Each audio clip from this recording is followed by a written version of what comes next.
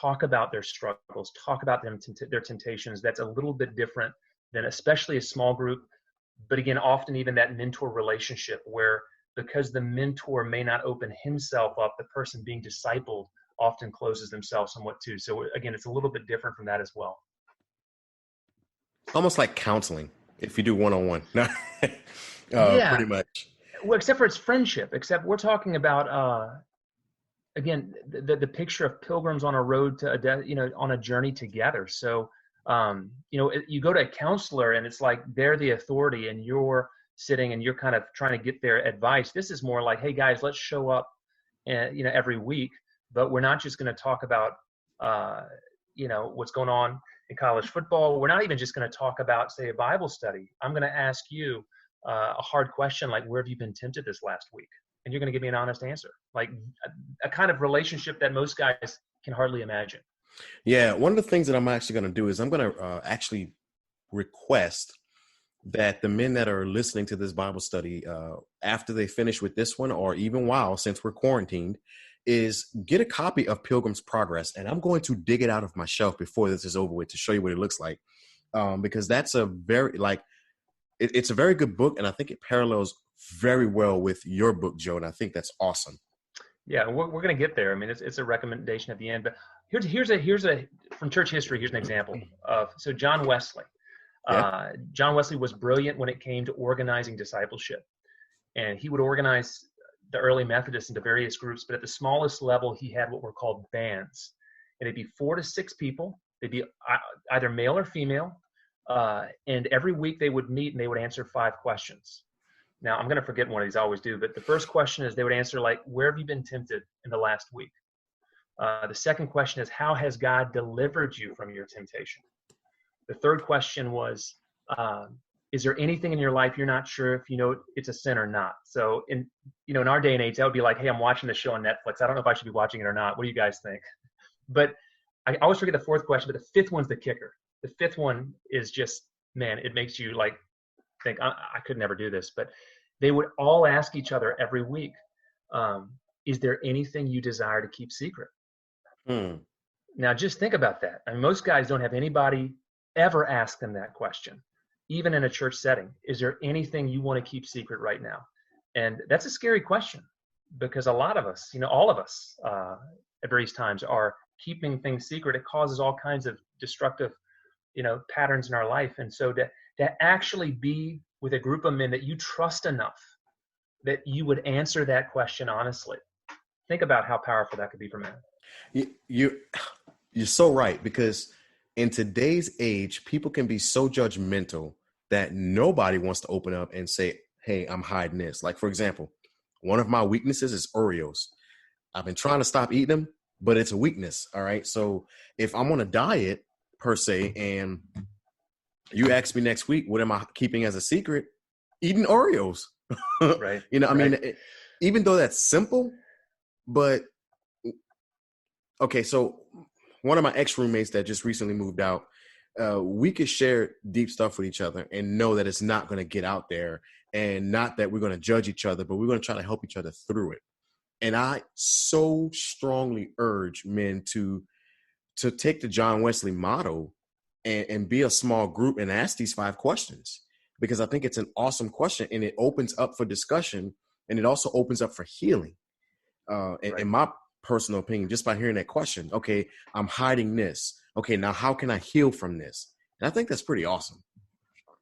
Yeah, and let's be honest. I mean, 75 to 80% of Christian men, and this includes, church leaders, are struggling with pornography. And so, there is, that is, it may be prevalent, but it is still a, disgusting problem that we got to deal with as guys. We can't just countenance it and think it's okay because everybody's doing it. It's something that we've got to find relationships where we can be honest about struggles so guys can get out of that pit, because it's destructive to all kinds of areas of our life. And so, that's where we're in a real battle, like we talked about before. It's a real battle we're engaged in. We need people who we can be honest with, who, like you said, they're not going to just kick us out, but they're also not just going to say, hey, look, that's okay, I struggle too. They're going to say, hey, look, we got to help each other because we want to move past this, right? We want to grow more like Jesus. And so that's what we're about. That's the kind of intentional relationship we're after. Yeah, I mean, look, the internet can be great in so many ways, but dangerous and sinful in so many ways. It's not even funny. All right. Now, what are the barriers that keep men from investing in spiritual friendships? Obviously, keeping secrets.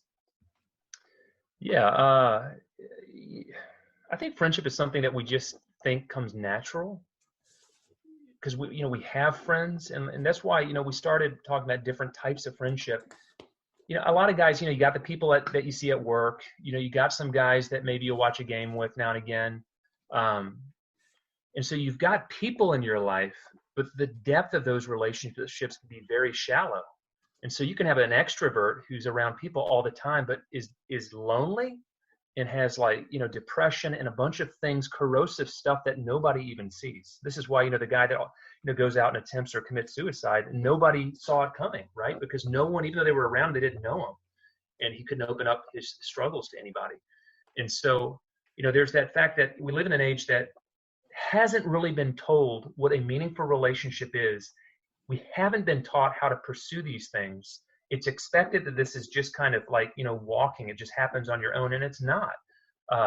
You can't just text each other now and again and end up with a kind of relationship that allows this kinds of transparency. It's something you have to make time for. And even as churches, I mean, we tell people to, read your Bible. We tell people to pray. We tell people to go to church. You don't often hear people really being told, look, you need this kind of relationship, and your spouse isn't enough. Yes, you want your spouse to be this kind of relationship, but you can't have one load-bearing wall in your house. You need multiple load-bearing walls. Right. Now, I don't know if you saw the email today from the EPC about Dean Weaver. No, I didn't. Okay, well, you know who Dean Weaver is, right? I don't. Okay, you got to get involved with some what do you call General Assemblies, man. Okay. Well, Dean Weaver became a good friend of mine over the past 2 years. One of the strong pillars of men that I lean on for spiritual growth and I guess what's the word I'm looking for? Correction if needed, type things. But Dean just got selected as the person that's going to succeed Jeff Jeremiah as the stated clerk for the EPC. And he and I were on the phone today, and he's probably not, I don't know if he's going to be mad if I share this or not, but he and I were on the phone today, and he was talking about getting a position. Now, if anybody knows Dean, he's very humble, not one to really seek positions of power like that or of status like that. He is more of a back burner preacher. Give me a church, I'll preach the gospel. I'll try to find ways to grow the church, and that's it. That's all I want to do. Well, he originally said no to the position. And then a couple months later, he said his wife walked up to him and said, hey, I've been praying about this, and God spoke to me and told me, you need to do this. All right. Now, it's not camaraderie for, correction. It is camaraderie for a man and a wife, or a husband and a wife to come together and agree on things and correct each other on things. But I think it's powerful for two men or two women, if you will, to do the same thing. Like Joe, if I'm struggling with something, I need to be able to trust you when I call you and say, hey, Joe, look, I'm having this issue with this. Can you be in prayer with me? And you're going to say, yeah, I'll be in prayer with you, but you need to find a way to stop doing that, or you need to think about doing it this way. Men don't like that. Think about it. We're alpha dogs. We want to be in control, and nobody can tell us nothing. And because we're alpha, if you will, that is a spiritual barrier that can come in between myself and a person that's really looking out for my spirituality and looking out for the saving of my soul, if you will. Yeah. If that comes across as understandable. Yeah. No, I think, that pride, that's a huge thing. Guys do not want to be thought to be weak, shown to be weak, and, asking for help, even if it's like asking, our wife for like directions, in the middle of a city, or, like we won't even do that, much less actually go with a major situation to another man and ask for any help. So that pride, but pride comes before the fall. So we got to be really careful to let that pride not have its way in our heart. Yeah. I look at it as this, men don't read instruction manuals. Okay. And sometimes, look, I'm guilty of it too. I could pick up technology and figure out how to work it without reading the manual. I'll go back and read the manual like 2 or 3 days later just to do it. But we don't read instruction manuals. And we always beat our chest and say, I got this. I don't need that. I can build this without the instruction manual. And then we hit rock bottom and we can't figure out how to make it work. And I think God, number one, gives us his word as his instruction manual. But if you're married, he gives us wives. That's part of the instruction manual. He gives us kids. That's part of the instruction manual. But most importantly, he gives us relationships. Like, you and I, we haven't talked for about 8 years until you released this book. Obviously, I want to keep this relationship going from here on out, but we haven't been talking for 8 years. Right. All right. And there could have been a part of my life where I needed Joe. Now, look, God does things for a reason. God brings people together and tears them apart at certain times in our lives. But I mean, let's face it. If we're going to consider ourselves spiritual brothers in faith that hold each other accountable, it can't be, I'll get to you in 6 months and we'll talk about your problems. It almost has to be to where, Joe, you annoy the living mess out of me, but you're calling me and texting me every single day to make sure that I'm not falling back into the temptations that I'm trying to, pray myself out of, if that makes sense. Yeah. Yeah, that's right. I mean, and that's something that in marriage, you discover that point where, you get beyond that honeymoon phase and you see the person, but that's where the real relationship can take off and the real benefit of the relationship can come in, that it's not just about like, the sort of shallow pleasure, but the really deep commitment and transformative commitment to one another. And, their friendship can be similar. Like you said, you got to be close enough to guys that, what their deodorant smells like. It's like, the good, the bad. But it doesn't put you off because, again, you're committed to seeing each other transformed. That's funny. Know what the deodorant smells like. I don't want to get to a man that close. Look, I can love you from a distance, and social distancing right now is the way to go. That's right. All right. So in the book, you mentioned 3 traits of spiritual friendship: right intention, shared thermostat, and a covenant agreement. Now, covenant agreement sticks out to me the most, but what do you mean by covenant agreement? Yeah. So again, I want guys to be able to see the nuts and bolts of everything in this book, because when you leave things abstract, undefined, it's just unhelpful. So spiritual friendship, these 3 traits, you need to have a sense of intention, but right intention, right? Because you're both trying to aspire toward becoming like Jesus, growing into a more holy, godly man. You need to both have a shared thermostat, a sense of like, look, we really want this. If you're not really both kind of excited about your walk with Jesus, it's not really going to be the kind of relationship that you need. But this third one, covenant agreement, it's where I think you draw a line in the sand. These relationships typically will not happen on their own.